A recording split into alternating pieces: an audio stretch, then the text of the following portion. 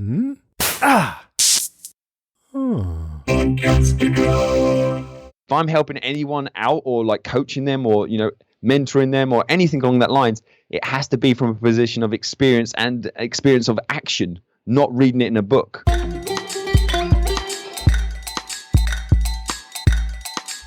Podcast Junkies, episode 128. Welcome back. I'm your host, Harry Duran. This is Podcast Junkies, weekly conversations with amazing and inspiring podcasters. And speaking of which, last week was our inaugural podcast drinking game, which is something we made up with our guest, Ramona Rice. Last week's guest, episode 127. Ramona, aka Sports Gal Pal, has been a fan of the show for quite some time, and her enthusiasm for coming on the show was something that I wish I could bottle. And she's just a really good friend that I've gotten to know over the past few years. And I'm really honored that she came on and talked about her podcasting journey, which is a bit unexpected for her. She never thought she'd be a podcaster.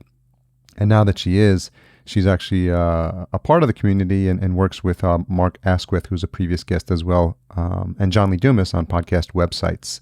So she talks about that and gets a little personal about a loss that she experienced in her life, and I appreciate her opening up and sharing that with our audience. So please check that out if you haven't done so already. You'll get a lot of laughs out of it as well. This week, we have a conversation with Adam Lewis Walker. He's the host of Awakening Your Alpha, which you can find at ayalpha.com. And we had a nice table discussion at Podfest, and we just hit it off. And I usually go by the vibe of a person, and it was really interesting that I really got a lot of a high level of sincerity.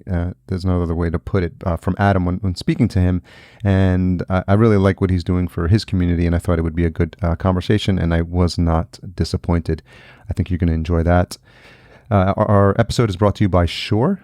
Thankful to them for being an ongoing sponsor. You can find more information at podcastjunkies.com/Shure and see the current setup that I'm using. I'm currently on the SM7B mic, and I'm a fan of the Motive line, which I'm testing in the field as well. MOTIV. Again, check out the link, podcastjunkies.com/Shure. And Podbean as an ongoing sponsor as well and supporter, and thanks again to them, podbean.com/podcastjunkies. If you're in the market for a new show and you need it hosted somewhere, plans as low as $3 and $9 for unlimited. And again, big fans of the community there, and the more I've gotten to know them, the happier I am. So make sure you stay till the end of the episode where I reveal this week's retention hashtag. Thanks to all who continue to play along. And for now, enjoy our conversation. Adam Walker, thank you for joining us on Podcast Junkies. Thank you for having me, man. I'm excited. As I say, this is got that Friday feeling. I have that every day, but It genuinely is Friday. And had a big old run of interviews and interview meetings and fun stuff, all fun. But you were the cherry on the top, the carrot at the end of the day to finish my day. Yes, we're here. It's happening. Any big plans for the weekend? Well, it's the start. Do you want me to date this podcast? So if I say what it is, kind of next week? Yeah, that's okay. Fine, yeah. It is. It is the start of spring break. You might recognize the accent. I'm still getting accustomed to the spring break. In England, we think of spring break as just college kids and going woohoo spring break and all sorts boobies and bikinis. But I'm kind of past that, so I missed the good years of spring break, I think. But I'm over here now, and I've been an entrepreneur. I can plan my schedule, and I did think, oh, what's this spring break thing? Oh, yep, kids are going to be off. Make sure I'm off. So I've got a bit of spring break feeling for the first time ever. I think we're going to have a little mini holiday away next week. Again, I'm all about, because I do quite a bit of traveling for sort of speaking and all sorts and going back to England and wherever. But we have never done much of a road trip, because we've only moved to the country for a year ago, and all our holidays, not complaining, are taken up with going back to England. So we don't get to stay in a hotel. It's always with family, which is cool. So my boys, they just want to stay in a hotel. They stayed in the hotel once in their life and they loved it. They don't care if it's down the end of the street. I'm serious. So we're going to drive, and we're going to drive probably an hour or two and stay somewhere, do some fun stuff, and then maybe the next day drive another hour or two, stay somewhere, do some fun stuff. But as I know, for them, the highlight is going to be like, oh, we're in a hotel. What about the stuff? I was like, whatever. They're like, hotel. What do you think the age range is where that starts to wear thin? I don't know, because again, probably an insight into my mentality. I still get very excited about going on a plane and flying, and I do it a lot. And I assume that would wear off, but I think it's just my mentality. And even staying in a hotel, I do like staying in a hotel. Again, just I don't know what it is.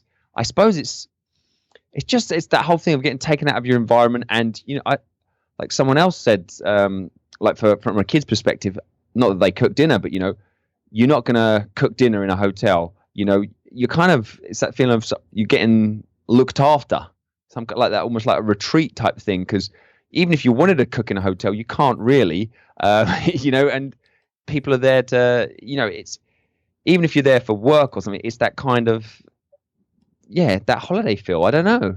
But yeah, so again, I don't think for them it's going to wear off for a long time, because they're 4 and 6 and they've genuinely had one night in a hotel, and we still hear about it all the time.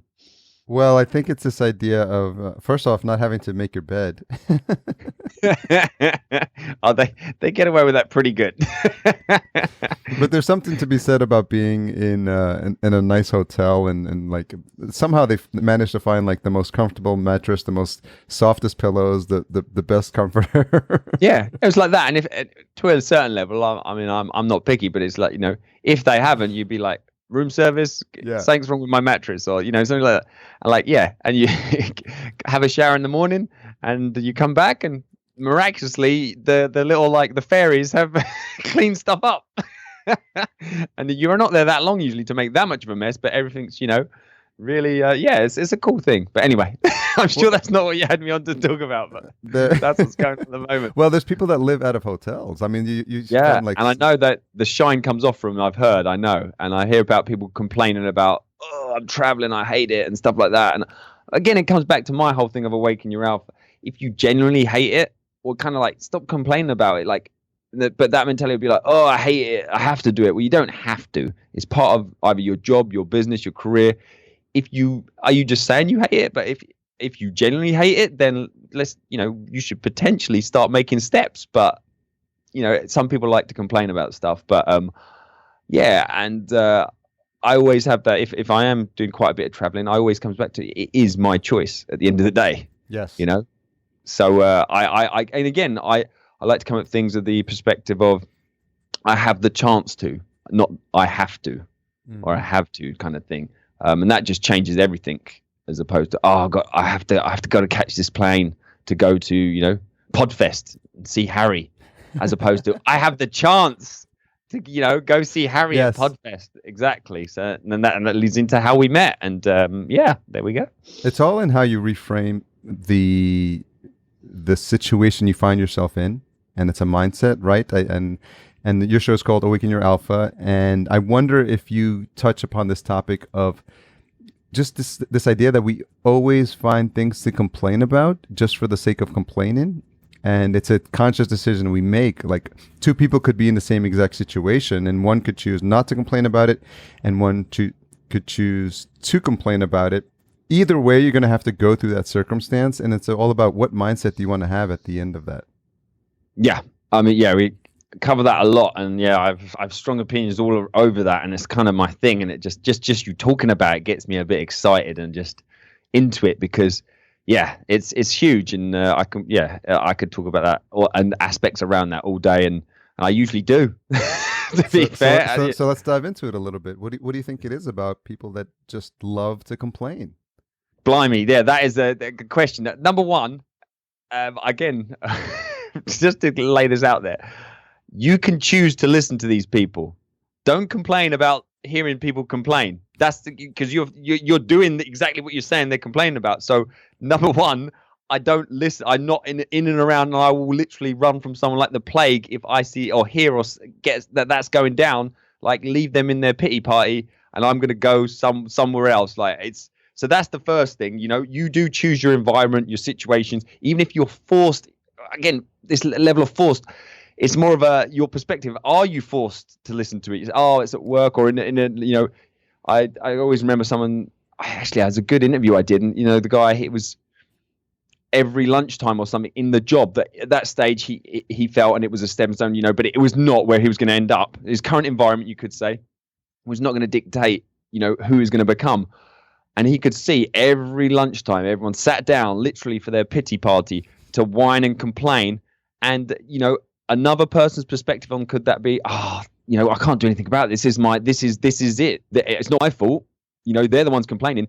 You would absorb that, much like you would absorb awesomeness. You will absorb that on the flip side. So what he used to do, I think in that he would actively, whether it's a book or literally just go and sit outside and read a book or do something, that was going the other way, going to help him progress. I mean, he chose to, take himself out of that environment, and he probably, he might have not had a problem with them as, as colleagues or just to talk to, but he'd noticed that was their daily whining session. Imagine doing that every day, no matter who you are. That is going to chip away at you, and you're going to be a different person come out, a couple of months of that. Ugh. So yeah, that'd be the first thing, and it's that sense of responsibility. You're responsible for what you put in to your donut, to your noggin. You can't outsource that and blame it on, they're the one who's doing the wine. It's their fault. Like, you can choose, even if let's say you are pinned. This won't happen, but you're pinned in that room. Stick your fingers in your ear, or down, like today's day and effort, stick the headphones in or whatever. Like, think about it. And there's not one trick to get around it, but use your brain.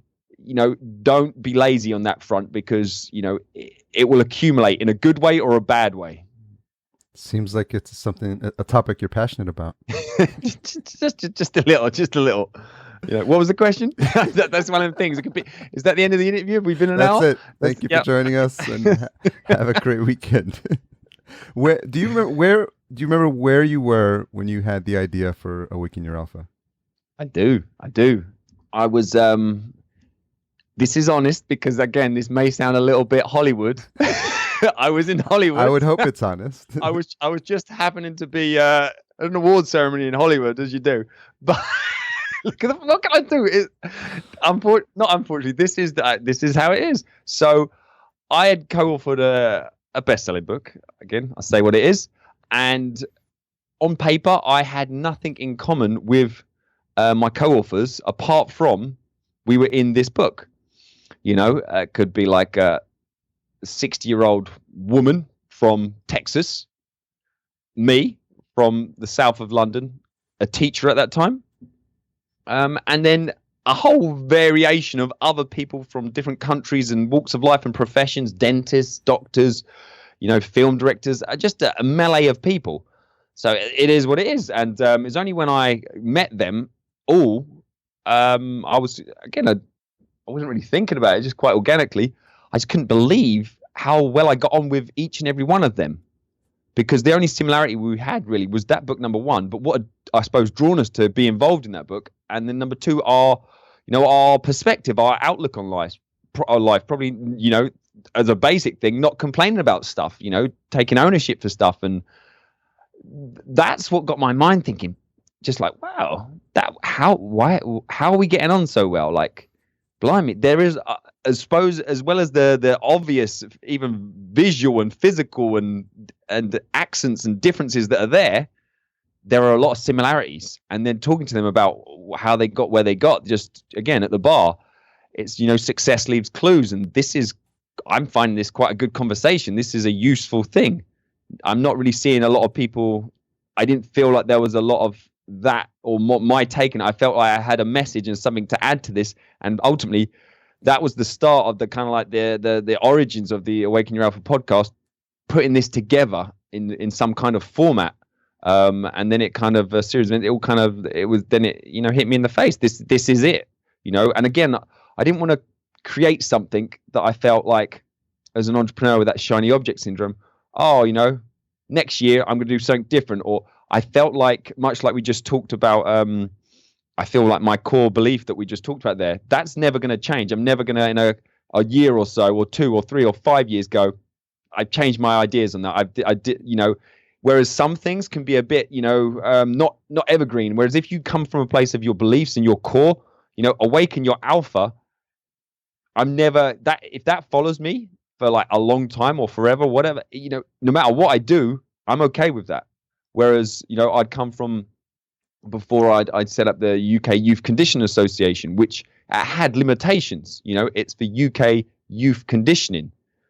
I can't start talking about certain things, or it can't follow me with whatever I do. It's not going to fit if I'm in a movie or speaking on stage or speaking to Harry. It's not going to fit, with certain things. Whereas Awaken Your Alpha, it's a kind of a philosophy, a formula, it underpins everything. So it's specific, but also it's got a lot of scope depending on what level you're digging into it.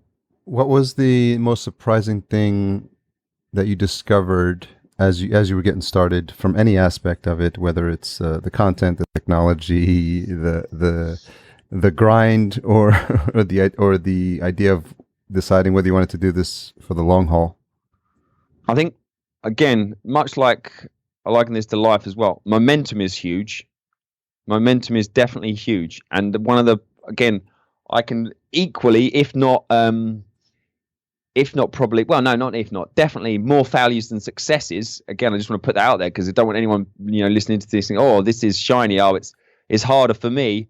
Like, God, he must have had some luck or done it right.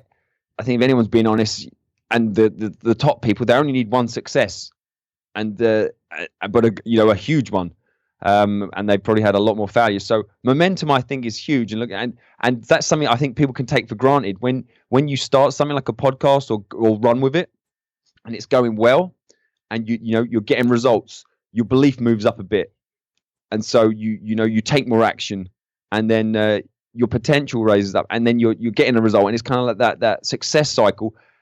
And sometimes you can wrongfully assume things are easy because, whoa, this is happening quite easy. It's not, it's momentum. The flip side, if you just take that for granted and think this is going to keep going like that, and then kind of lose a bit of the hustle or the lifestyle of what got you there, you will see things will slow down, things will stop. And then to get that steam train going again then you'll think, that's why it went like it did last time, because of momentum, because it's building.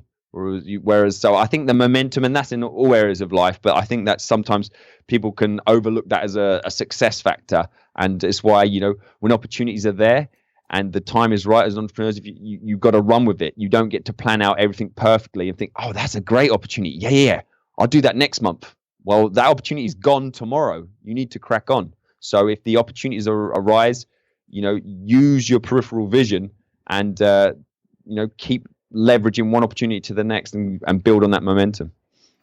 So it seems like you have this amazing mindset, and you probably, all the teachings you had up until the point you started the podcast probably helped you to get off on the right foot and to make sure you were going to be consistent and do just a bang up job as you started interviewing people. So not all podcasters start like that, because I don't think all podcasters have the mindset that you have. So I want to take a step even further back. Yeah, and I didn't start like that. As I say, I run at it with momentum. I took a big run at it, and then, as I say, some of the things I was mentioning there is obviously I in my podcast, because I know this is obviously Podcast Junkies, against popular, probably popular. I know you should be consistent and interview or the show exactly as you said, but I did say I was going to do this. I paused between season 1 to season 2, and I have another pause between season 2 to season 3. By the time this comes out, season 3 is launching beginning of April, so I expect it to be there for when this podcast comes out. But I get the sense there's something like ingrained in you as a person, and I don't know if that's always how you've been, and this is how you were as a kid, when you were 5 years old, or if it just I have a fair bit of energy. That's always been the case, I think. I'm sensing that. So yeah. You talked about being a teacher in the south of London. How long were you a teacher? About 10 years. All in, yeah. So a good crack at that, and I love it. And get people assume, oh, why don't you teach? I still teach. I'm done with teaching in a school curriculum. So I will still teach in schools. I will still go speak at schools. I love that aspect. I didn't like, as I'm sure most entrepreneurs won't, the confines. It's like being a caged animal. That's how that's honestly how I felt, and that's how people would describe me when I was put into a classroom situations as well, because my background as well was more a PE teacher. So again, like an entrepreneur, speaking on stage, moving as you teach, as opposed to being in a, again, it's quite a big cage, but it's by perspective, it felt a bit like a cage if I had to teach too many classroom-based lessons. And I did end up in college teaching for the last few years part-time, because again, I wanted to and teach more about success and not just about academics. And so I found that, at least at that age, sort of 16, 17, 18, 19, 20, 21, that's when they're starting to think, oh crap, I'm the real world is calling. I better start thinking about what on earth I'm going to do. And, I'm a bit more bothered about it.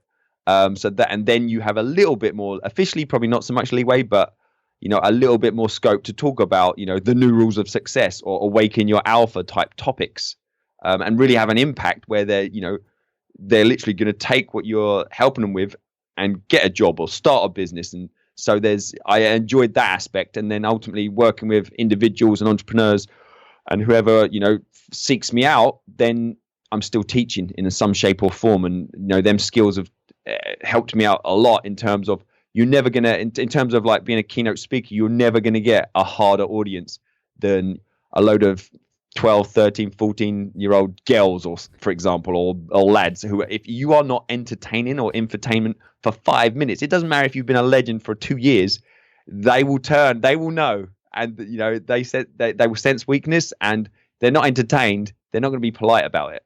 They will let you know. So any audience after that, yeah, no trouble. So I think it's one of those jobs that goes so underappreciated. It's here in the States. I imagine it's the same way there, that it's one of those professions that has such close proximity to the future, right? To the future of our society. And they're obviously not paid enough. They're obviously not given, enough support, and they're not probably given enough respect. And so I'm wondering what motivated you to actually become a teacher in the first place. This is. I'll give. Obviously, I won't underplay it, but number one word, and again, holidays. Well, over there, vacations. I'm not even joking. So again, that got my initial. I've always been about the lifestyle. It's not like I don't have the story of being. I went into the city, worked 100 hours a week, got burnt out, and thought I'm going to be a lifestyle guy. I've always been a lifestyle guy. So the reason growing up, my dad as well he had good, boundaries in terms of, he did not work at weekends.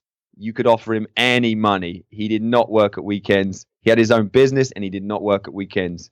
And I was obviously, sports and PE was one of my favorite subjects, and they got to wear shorts all year, a t-shirt. Their job was running around playing sports. And they got the summers off when the weather got reasonably decent for England. Not decent, reasonably decent. They got the summers off. I was big into track and field.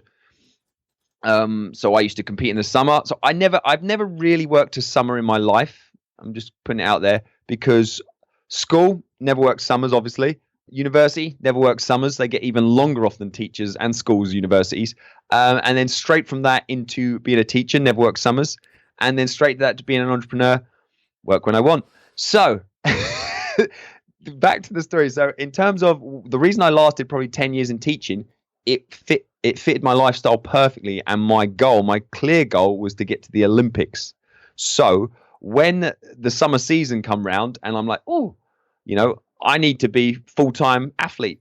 Oh, that's handy. I'm in a job where you don't work in the summer. Boom, job done. So in terms of keeping myself, how do I keep motivated in that situation? I loved teaching and, having them moments that, they are in the minority, but when you get, real results and have an impact in the kids' lives. And then also this, it trailed off it fitted really nicely for an athlete's lifestyle, because there's no money in athletics in England. It's a real kind of minority sport in terms of we'd lose a lot of talent to, if you're a fast runner or a good jumper, or, if you're an athlete, basically, as opposed to skillful in a certain sport. If you're a proper athlete in England, you're going to get rugby contracts dangled at you, or football or soccer contracts dangled at you. And it's like, to be a very poor or average soccer player in England, you can earn way more money than if you literally were, UK number one in a specific event. So you've got that kind of like, if you're a very good athlete, it's like anything that if you're a very good athlete, you can do a lot of things. And so sports that have, that you can actually not even do well at financially, but actually survive in terms of make it your full-time profession, is because other people have to come up with that, solving that problem. How can you be a full-time athlete or a semi-pro athlete when there's no money in it? And it's all like great. One of the guys I trained with, he was not just the UK number one, he was the British record holder for pole vault. And I watched him competing in the Olympics at the same time, running himself into the ground because he was massaging people to make ends meet. Because, and so when you're going to go up against some professional and, this guy's tired because he's been up like training all day and then teaching classes or then massaging somewhere all day, like consistently, that's going to have an effect. And so that's the situation. I can barely remember the question, but this is the reason why I was a teacher for so long. So again, it's the lifestyle aspect. I always thought, I knew going into it, I did not become a teacher for the money. So again, it's that complaint, that perspective. Why would I complain about, teachers don't get so much money, as I hear a lot? No one's making you become a teacher. Yeah, it's unfortunate, but don't do it then if that's what is your number one motivator. So, I went into being a teacher because I enjoyed teaching. I wanted to help people and I wanted to have a good lifestyle. And that at that time was absolutely spot on. So that is a choice. So I never complained about the money. I never complained about the workload. Again, I'm very disciplined in terms of teachers complain about, marking till 12 o'clock at home. Well, no one made you mark at 12 o'clock at home. And again, it could be quite ruthless, but, I didn't take any work home with me ever. Because then you're crossing a boundary. Like then you would be marking something at 12 o'clock at home, and then you wouldn't be like being present with your family. So if you had high workloads, then I'd stay late at work. That didn't happen a lot, but I'd stay late at work, or be efficient with it. And at the end of the day, like we just mentioned, they're paying you a certain amount. I did above and beyond what was needed, but if the job cannot be done within, if you're going to choose a 9 till 5 career. Well, there's lots of downsides to that, but the plus side is it's 9 till 5. The clue's in the title. You're not paid to work at 12 at night. Like, wake up. If you're going to do that, if you're going to work yourself to the ground, do it for yourself. You'll do better. Which event were you going for in the Olympics? Pole vault. So the one where you run. Officially, it's like the approach is, if you're really good at it, is exactly the same as the long jump approach. The top ones would actually literally do that kind of takeoff onto the pole. So it should be a full like long jump, run up, jump with that kind of force. Imagine putting that onto the end of a pole. It's carnage. So if you can get that right, boing, you go up. It's quite dangerous as well. Hence why I stopped doing it. Not out of choice, because I had a pole vault accident, and that was the end of the Olympics. That's interesting. Can you talk a little bit about your first entrepreneurial venture? I don't think anyone's ever asked that. That's cool. Okay. I don't have any. Oh, actually, blimey, we're going to go way back. I was going to say, I don't have any stories of like I had a lemonade stand or anything like that, or thinking about it. But then when I look back, oh yeah, this is proper old school.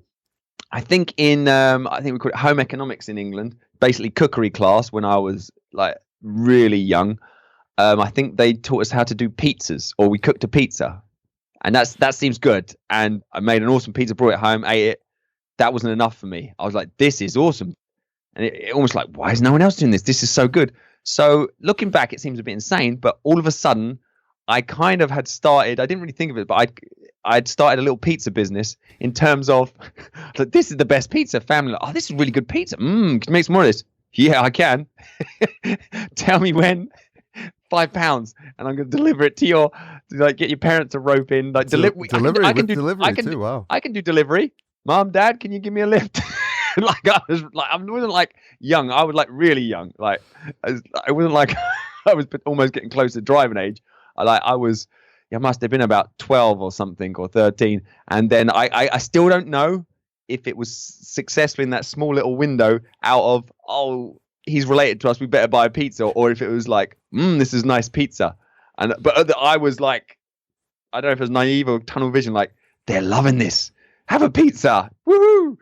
But yeah, again, looking back and you're looking at it, they might have been like, nice little guy. Let's buy could have been a bit of charity pizzas in there. I don't know. But that was cool. And got a little production line. I enjoyed my work. Yeah, so that was, I'd never thought about that, but officially that was probably it. More like as an adult life, when I was a teacher, again, a little bit more up to date. When I was a teacher, again, I knew my future was not in a school. I had lots of older teachers, heads of departments saying to me, thinking they're trying to motivate me, hey, we've all been here 20 years. You could be too. And that's when I was like the reverse of motivation. I was like, oh my God, you are right. Oh my God, I gotta focus here. Like, yeah, you're right. You're right. And that's not a good thing. Yeah. So yeah, the whole department, I think, had been there. The 15 years was the minimum. And I was just like, oh, and I could feel it. It was like you blink and you're 10 years down the line. So, whilst I was always, I had my first what I would say is my first real business around that, called Sports Speed Academy, which was basically, so what we've all been talking about, you're a teacher, there's probably going to be like 80% of the kids maybe who genuinely don't want to be there in some shape or form, in varying levels, like a lot of them would toe the line. Then you obviously get the kids who are just like hate school or hate you or hate everything. And then there's going to be the other like minority who are going to be like, this is the best ever. And like your dream, again, this is how the idea for this, your dream scenario would be to have a class full of them, because they just love it. And you can really go into, we're talking about Awaken Your Alpha, you can really go into high performance. So anyone who listens to my podcast, it'd be like having a class of them. So in your own business, you set the boundaries. So I basically, with that concept, I had Sports Speed Academy, which was from a business standpoint and behind the marketing, was basically a weekly strength and conditioning program club. And this was a long time. This was before the UK even had the UK Strength and Conditioning Association. We didn't have our own body. So I was certified strength and conditioning specialist with the American NSCA, or that's almost the security agency, but that one. And so I got that going. I absolutely loved it. And as I say, it was a weekly thing. We tracked everything. I love my stats, tracked everything. And that kept me on the straight and narrow, because again, I was in and around that environment. So it's something I could offer, like a few times a week in different locations. I had some coaches working for me. Yeah, it was really awesome. I found it's very hard to duplicate yourself. So I struggle with that, and probably delegating as much as not as I could have, as I struggled. I tried to delegate, and then I just come to realization, there is really hard to find really good coaches. Like, again, because if they're a really good coach, or they're really like who I'm looking for, they're probably doing their own thing to a certain extent. And so I did that on the side. And then when I really went for going for that full time, that's when I had my pole vault accident, just as I'd quit my job. And that's when I literally was 2 years on crutches and operations and depressed. And that's when I that's when I went full time into that business. So I I burned the boats. I had so many issues with coaches letting me down. And because again, I was injured in operations and different things. And I was just frustrated with all this hard work to build it up to this level. And every time they messed up, they were representing me and the company. It was undoing all of that. So I just thought, I'm not having this. And I just contacted everyone and just said, what is going on in terms of, the operations and issues and blah, blah, blah. And just said, I'm, down tooled. I not fired them. I refunded everyone. It wasn't like no one was expecting it, but I could see where it was going. And I was just like, we're done for now. They're like, oh no, keep going. No, we're done for now. It may come back, but for now, I have respect for you guys. It's good, and I want to leave it good. So we're gonna down tools. That's that. What was your biggest takeaway from that experience? Systems. Not assuming. because obviously there's certain ways you do things, I do things, and you may even take your own systems you have in your head for granted, and your own value, like how you do something, might come quite naturally to you now because you probably spent thousands of hours perfecting it. So you get someone else and you'd probably say to them, again, almost belittling yourself, oh, yeah, this is easy. In you go, you do it. Yeah, you just do this, this, and this, boom. And then don't you go in and you'd see what that looks like to someone who hasn't spent thousands of hours doing what you do, and it's a train wreck. And rightly so, because if it was that easy, then why have you spent thousands of hours trying to get better at it? So I suppose that's it. So don't assume. Good people are everywhere, but they are hard to find, and there's so many variations in it. But they got to be aligned to your mission. They could be very good at what they do, but their heart's not in it. Much like if you could be legendary at something, but if you're in the wrong environment, so you could be a legendary teacher, but you're in a school, not even the worst school, a school that doesn't fit how you're gonna what's the highest probability of your deepest impact. So there was always some people might assume, oh, you want to teach in a private school where everyone's like the discipline is legendary, so you get to teach that higher level, which I agree you do, because your time is not wasted with so much minor disruptions or discipline. And then the other end of the spectrum, some teachers enjoy working in a school where they're getting told to literally to F off every day, and so their victories are not getting told to do that, number one, or in terms of academics or even performance from a sporting perspective is on a lower level.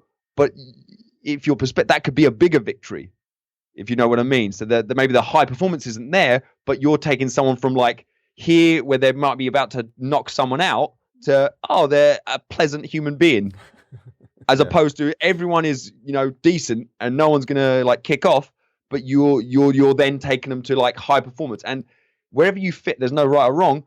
I do not get massive satisfaction. Well, I do enjoy aspects of, if someone not getting beaten up, if that's generally the school environment where people would like, that's kind of what you're working with. Because in this experience, I've taught in, and I actually quite enjoy this. I think it's the variation. The other thing, working in one school is quite mundane and repetitive, and that was another thing I learned from the process that no one prepares you for, teaching the same lesson, because it is a curriculum and you cannot within reason you can vary it a bit but it's ultimately the same lesson. Again, if you've nailed it, this is the best way to teach it, and you're tweaking it slightly, but teaching that day after day or multiple times in the same day, the repetitive nature.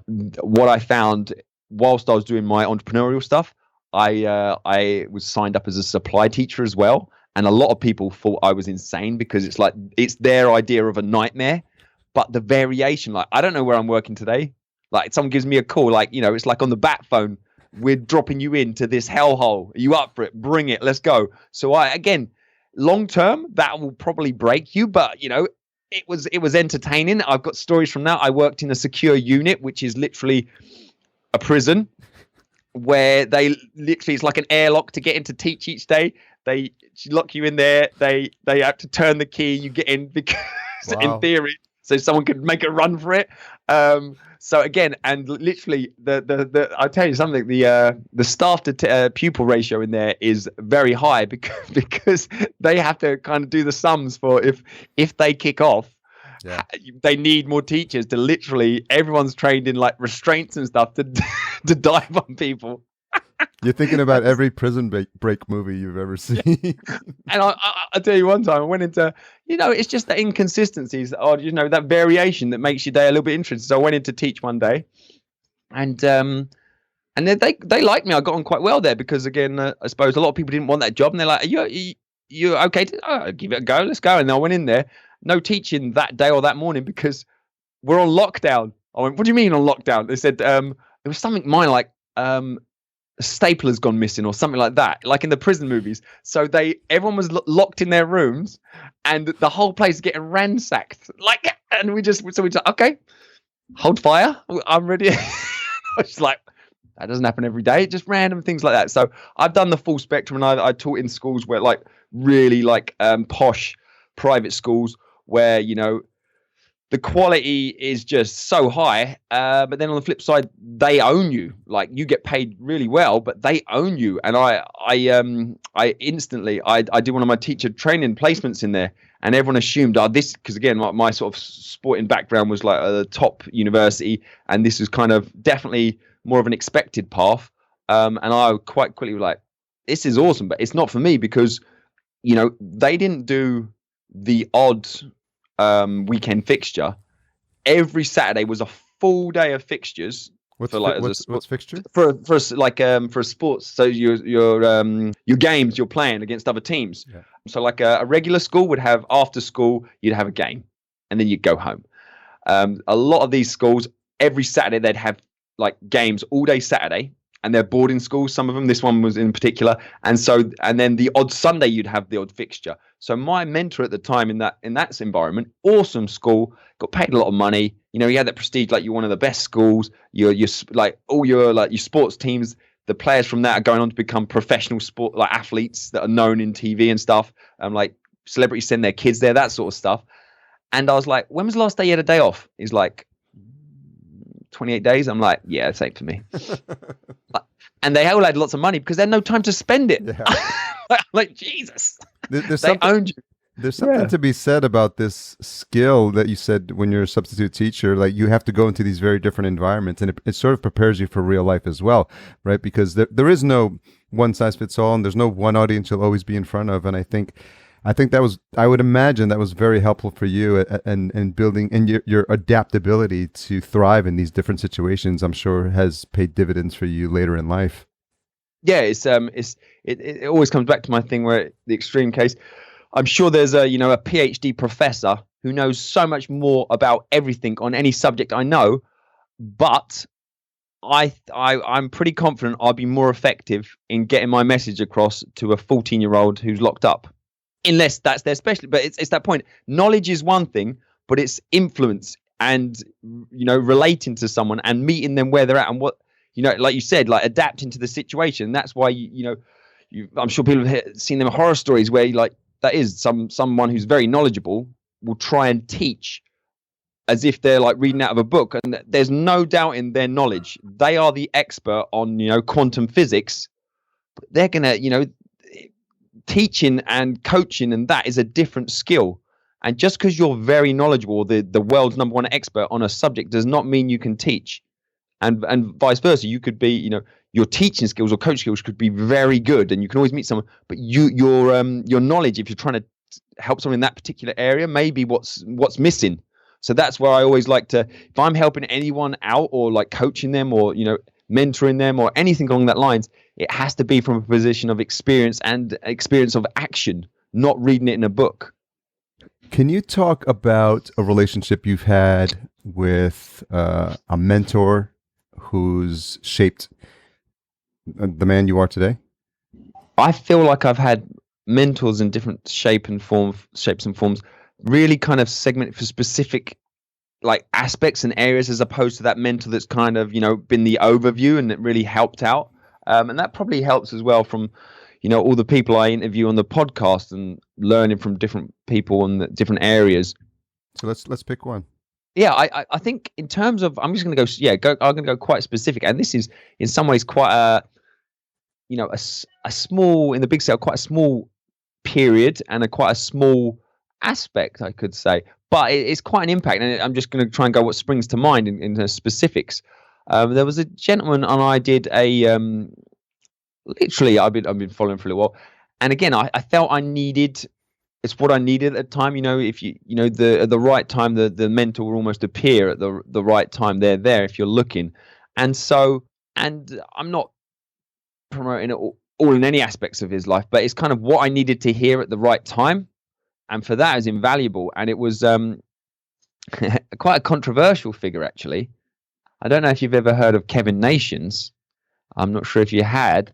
But anyway, so he is a very, very successful, like multi-millionaire. And you'll get probably that's not what attracted me to him.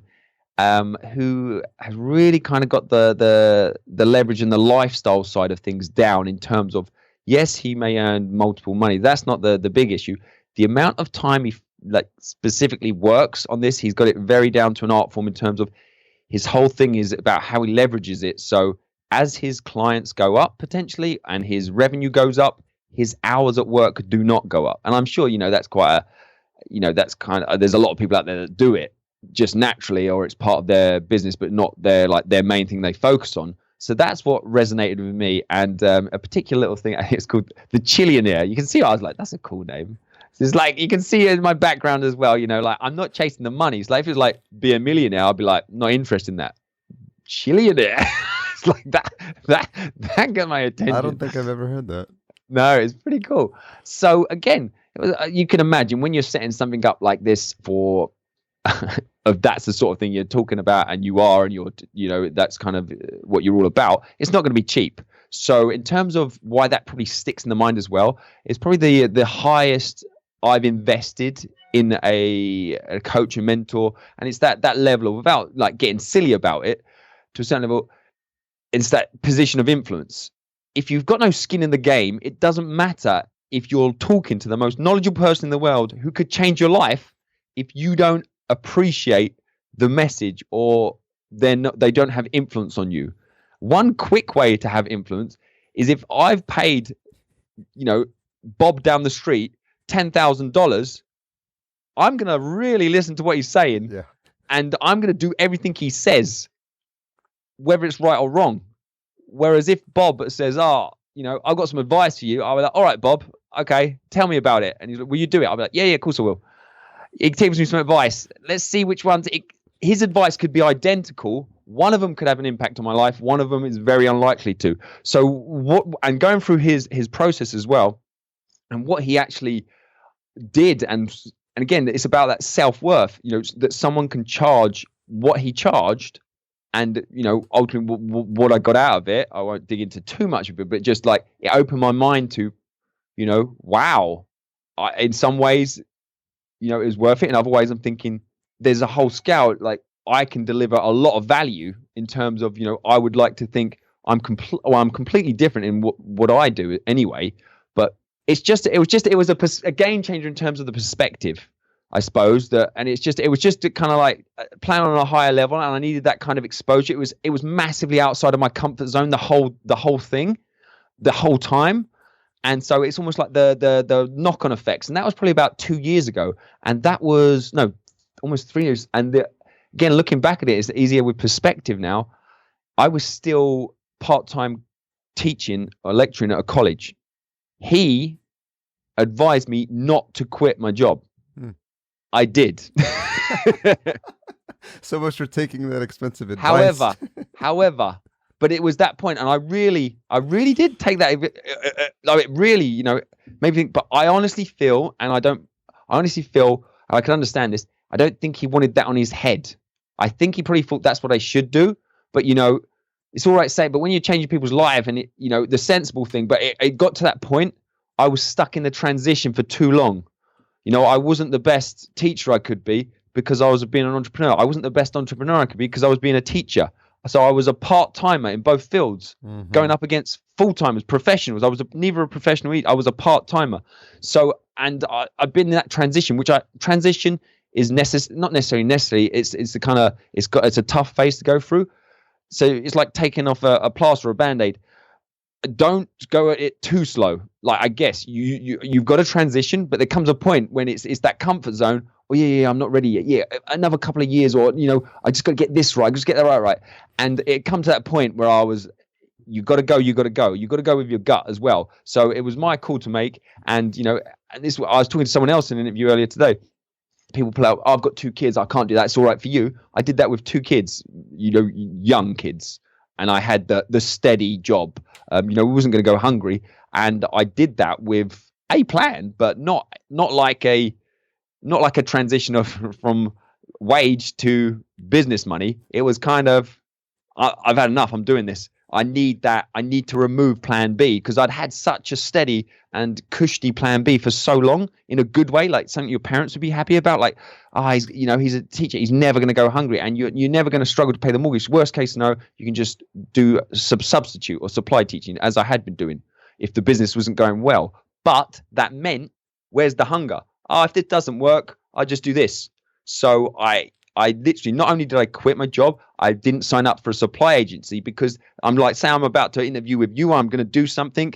They call me up. They're in charge of my schedule, because I feel like I can't turn it down, because it's money there. And it's that short-term gain, like the little bit of money, for the long-term loss. And I'd had enough of that. So sucked it up. And again, this is why my wife is an absolute legend, because, she'd support me and stuff like this. And we're both like that. There's going to be different times. And that's what a team is like, where one of you is going to be killing it in one area, and then other times you need support and different things. So that was awesome. And I needed to, some wives wouldn't have supported, they would have gone super nuts, like at something like that. But then my point, this comes back to you. You chose that person. So if you choose right, and that would have been the key thing. If, as ruthless as it sounded, if that person had gone super nuts and like to an unreasonable level, and it's that whole thing, I can't leave my job, my wife, or or vice, or my husband, or again, self-responsibility. Did someone force this person upon you? You made your bed. Yeah. Well, I think what's interesting is this rewiring that needs to happen when you make that jump, because you can't have the fear of failure. I mean, you actually have to be prepared to fail several times and stumble and fall on your face. And to your point, this idea of having a coach, I did it myself, paid more than I ever thought I would pay a human being to like help me do something that didn't involve a tangible exchange of goods. Yeah.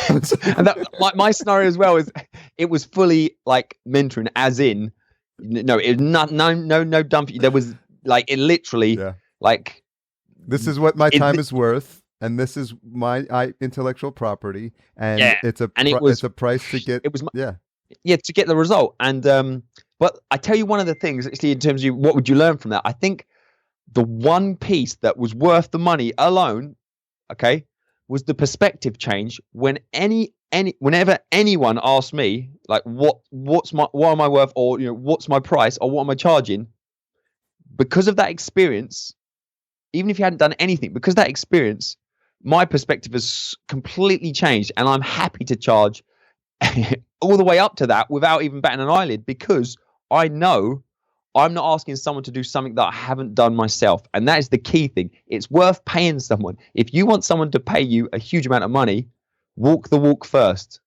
Yeah. So again, and I could bring that up, like some, it's about return on investment. So someone might say, I would never do that. It's way too much money. But then it could be that little, it's not about what they've done. It's about the outcome. And if that's that one thing that I needed to hear that then has led on to, the domino effect of what has gone on for the last 2 or 3 years, then that was a steal. If that's gone on to the fact that I could say to someone, instead of saying, how much is it to work with me? £10.50 to 10,000, that it's, it's like anything. It's what, it's not the tool. It's not the book that's going to make you. It's not the podcast going to make you. It's how you use it. Yeah. And you've got to get out of that mindset that, someone's going to come over, knock on your door and say, I knight you, Sir Legend. You are ready. You have arisen to the throne. It's now time. We've been waiting for you. And now that you're ready. That's never going to happen. You have to, you have to be proactive and do this yourself. That would be amazing to get knighted. Yeah, I would be up for that. If someone wants to do that service, I'm up for it. I was gonna say we could create a service like that where they would actually knight you. It wouldn't actually mean anything and have zero significance. But there's people that pay to have stars in the galaxy named after them. So I'm assuming. I tell you what, right, Harry, we need to. Right, this is going to be recorded. That this is the light bulb moment for our business. Okay, so linked to like people paying for stars. I think the best way, the niche of this is, we all know someone that's kind of waiting for someone to come and literally knock on their door and say, you've been discovered. It's like the X Factor, it's that dream that you're just going to be walking around the streets and someone's going to say, have you been a model before? And then you're going to be a supermodel. You've done nothing for it. They're just going to discover you. So we all know someone like that. Their friends, like a parent or like a best friend, or this is the service. They get it as like a birthday present or a gift or a Christmas present or just something like that. And literally, it can be a bit jokey, but honestly, that because sometimes I think we do, and people need that to like literally an outside source to come in, whether it's paid for or realistic, and just say like, you are more than ready. Like, I give you permission to be a legend. Like, there's nothing holding you back. And so they come in and just literally list the best friend could give you a little bit of background info and list all their achievements and say, what are you waiting for? Yeah. Well, do you have the concept of singing telegrams in London?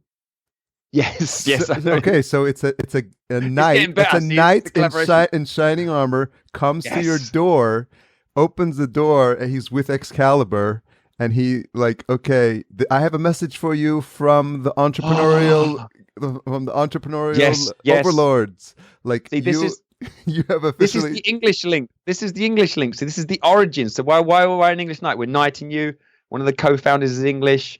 Harry, this is it. This is it. You know this would work. I don't want to, but this is the other thing. I don't want to dilute my message, and sometimes you get sidetracked. But this is a great idea. This makes it into the podcast, and we haven't done it. You run with this idea, someone. This is a great one. We'll figure it out. We should be on Shark Tank. When you get the call from Shark Tank, let's not pitch our real businesses. Let's go with this new one. A totally false. Let's roll the dice with this.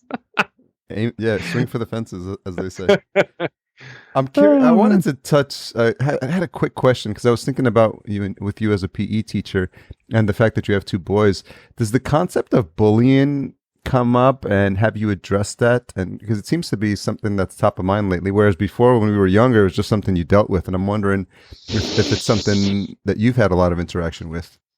Yeah. So the bullying thing, I think, like you say, some people might think it's risen, I think a lot of it back in the day was swept aside as banter. That was a huge way to get out of it. But also linked with, okay, that's banter. Then the fact that there was probably more pressure not to say anything.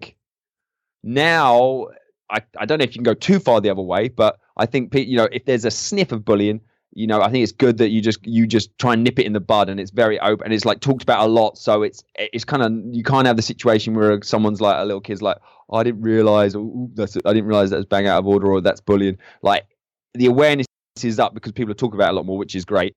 So people talk about it a lot. So there's only minor, but I think more and more like you get the minor situation. But I think it's worth it's the trade-off that's worth that you get people like saying, oh, this is bullying, or sometimes you can wrongly label it and you can go too far the other way. But again, if that's the worst, I think it's better to go that way than like going the other way where you're underplaying bullying and saying, oh, it's just banter. Have you had to talk with your boys? Have you had to talk with your boys about it? Yeah, I have actually. More from the well, just I mean, it naturally comes across obviously how we are raising them, not trying. I hate try is a word that should be removed from the dictionary. If Agreed. I say it, Agreed. Punch me in the mouth. So as we are raising them in terms of being decent little lads, you wouldn't do that. So that kind of covers it without going too much in specifics of bullying, just the whole thing. But also, we've had a few incidents where people or young lads or doing things to them where we have to highlight, that's not okay. Mm-hmm. You need to tell someone. And we had, because they're very, they wouldn't see it as bullying because they're not exposed to it. So it's like, what's this? Like some little guys, why is he doing that? Like, as opposed to, being so assertive because it's almost that shock. Like this is their first experience of someone being a bit of an asshole to them, or it's not, are they just playing? Yeah. Like headlock? Are they wrestling or like? Have you asked them to stop? Yes. Do they keep doing it? Yes. Do you enjoy it? No. What is it? Like they come and punch me in the arm every day. That's bullying. So little things like that. And I can remember again. I've never spoke about this in the audience. I mean, in an interview. I can remember, and that as a sportsman, and especially like even maybe what would be that high school sort of level. So getting a bit older, like 13, 14, 15. So because I was into sports and athletics, getting a bit of muscle and being that kind of dude, but reasonably quiet in a social setting at school. And because and I experienced it right up to like 18, 19, kind of the thing of, if you are a bigger dude, to some bullies or idiots, you're going to become a target. Yeah. And I wasn't bigger in terms of height. I'm not the tallest gentleman, as you've met. I think we're both optimally the right height. But you'll get someone who would probably come. I really resonate with the, a little, almost like Chinese water torture, like coming up and give you a little dig on the arm. once a day or 2 times a day, or like, to the level of once you're aware of it and you're kind of thinking, I'm going to avoid that person, or like, you anxiety about that. And it's pretty clear again, but it's that thing. Have you said you're trying? It's that what happens. You try not to make an issue of it because you almost feel if you say something, then it will become an issue. So you just think, I'll just leave it and it'll go away, but it doesn't. Yeah. And that's the kind of, I'm real like, let's nip it in the butt. And he's, my boys are such nice little dudes that would, if we we was aware of it and people were talking about the issue of bullying, people like my little son, Dylan, he would probably take it because even he's only little, but he's a nice dude and he's a strong little guy. He'd probably take it. He wouldn't like it, but he'd probably, he'd more likely to just, because that was my kind of thing. I just wrote it out a little bit, so it didn't get to the level of, getting beats or anything, but it was very annoying. And, it makes, it's that more the mental like thing where you're aware of it and you're like avoiding situations or anxious, and then that would affect obviously your social interactions. Yeah. You're not going to go over there and chat to certain people because you don't want to punch on the arm or something like that, or and then there's certain like bullies or psychos that they punch you, I think punch them back. That'd be fine if that was where it was, but there's certain people who do that. It's coming asserting their dominance. So if you punch them on the arm, they're like, okay, game on, here we go, and then you've got a full-on loony on your hands. Yeah. And you're either going to have to fight to the death or take a kicking. So you think, well, that's not worth it. Like, I'm not mental. I'm just going to leave it. Whereas you should just go and tell someone, and then you've got the risk of back in the day, especially tattletale, which again, even being slightly considered that's again we're talking about the alpha male show. You can't ask for help or support. Back in the day, which is completely not Awaken Your Alpha. Support is strength. And talking about issues that people don't talk about. And I'm happy to. Thank you for sharing that. And thanks for being so generous with your time. Just a couple more questions as we wrap up. What's something you've changed your mind about recently? Good question. There's a few things, actually. Linked to what we were saying earlier, I mean, there's loads of things, but linked to what we were saying earlier about almost... in terms of the outsourcing, having people delegating and having people doing things that they can do better than you and is the best use of your time to do something else. Linked to that, again, because I've gone like any like waves of success and like tried these things. You get just because you get your hands burnt once does not mean it's the wrong thing to do. It just meant it didn't work that time. So in terms of like getting assistance in a business sense with the Awaken Your Alpha Empire or whatever you want to call it, whatever I'm up to, I need a lot more support. I need to have more of a team than I do have in terms of, I right in the early days of the podcast, I had a VA, shocking experience. But again, so I'm happy to talk about that in terms of what not to do or like how to deal with that situation and save yourself a good few months of wasted time, effort and resources. So yeah, and so that you come out of something like that and I'm like, I'm not doing that again. So for me, to clarify, I'm a keynote speaker, best-selling author. The podcast is a vehicle for delivering content.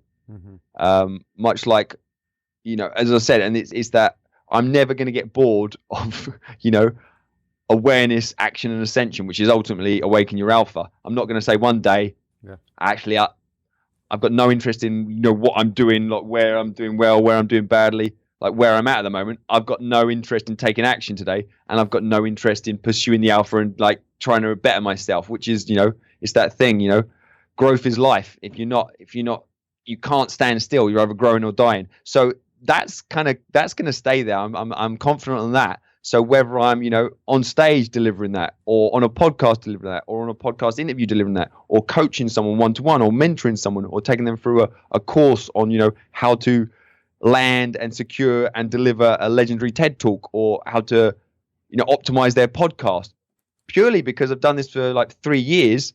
And you could do very well purely just listening to things you shouldn't do from experience. And then you flick that on like things you should do. And it's that I think that's the thing as well. And in terms of, I don't know sometimes if people think that you start a podcast, and again, it's that same thing. just because people like it and consume it does not mean someone knocks at the door each day and said, "You've got a legendary podcast. Here is your bag of cash." Woohoo! That didn't happen for you? No, I'm still waiting. So I am waiting for the knight with his big Excalibur and the big bucket of cash. Yeah. So I think that's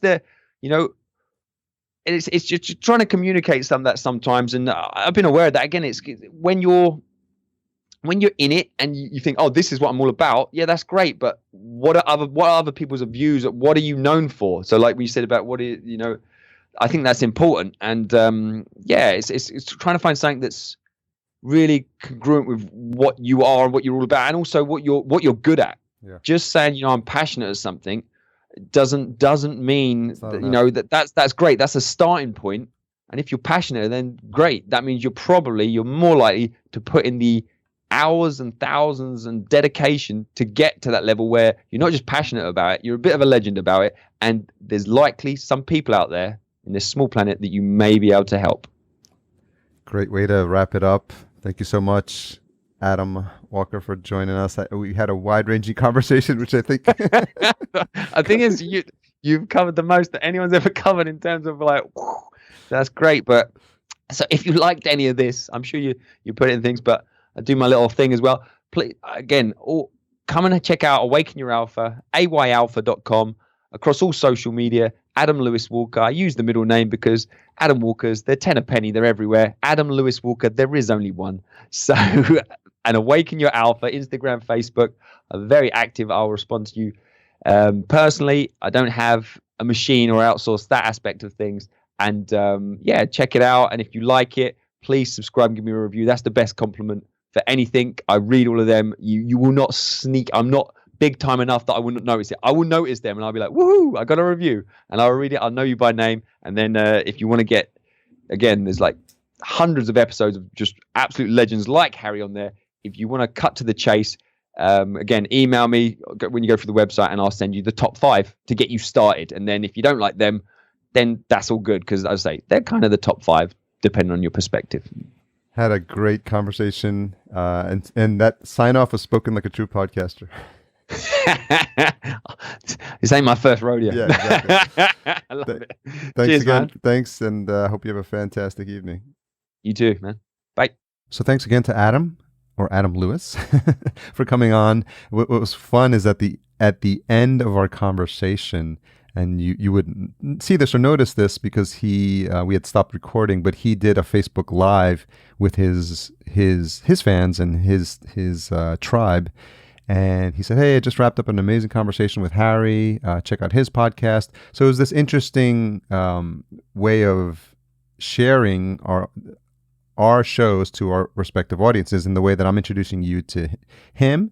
He was introducing me to his audience, and we got a lot of people to like that on both sides. I just love the fact that he is always looking for ways to engage, and he always tags me when he's mentioning a post of something that we did together or we worked on, which is really fun. And it's just this giving attitude that I feel that he has, and he's real honest and forthcoming and with a high level of integrity. So I'm really happy we got to connect, and I really hope you enjoyed our conversation. We are a member of podcastica.com. Head on over to podcastica.com to check out. We are actually a member of Podcastica, not podcastica.com, but you know what I mean. Other shows in the works as well. So check that for some more podcasting inspiration. Intro and outro music composed by Cedar and Soil. I hope you got a chance to see that post I did on social media about his recent release, his EP release as well. He's just such a talented musician. I think more people should be checking him out. Thanks again to Shore for sponsoring the episode, podcastjunkies.com/Shore, and Podbean, podbean.com/podcastjunkies. If you made it this far, you're anxiously awaiting the retention hashtag. We'll go with Awake Adam, and hashtag Awake Adam, one word. You can go ahead and tag Adam at Awaken Your Alpha and tag us at podcast_junkies. So thanks again for being an ongoing supporter of this show. Tune in next week where I have a very special episode. It's my 3-year anniversary with a very special guest. It's a little past the 3-year anniversary, which was actually in April, and I realized I hadn't done anything to promote the show. And I'm a really big fan of celebrating wins, and it's something I need to be cognizant of myself. So I'm going to do that with next week's guest, and it's going to be Gary Leland. So for those of you that are staying until the end, very, very, very, very tippy-toe end of this episode, you now know who that's going to be. Guys, it's an amazing discussion, hour-plus conversation. Not a lot about podcasting, to be honest, and even better that way because you know that those are my favorite conversations. So really excited to be delivering that to you. You're going to love it. I don't know how else to say it. It warmed my heart, and he's such a great, great guy. I'm glad I got to know him a little bit better, and I'm glad you will as well. That's it. Take care and have a fantastic week.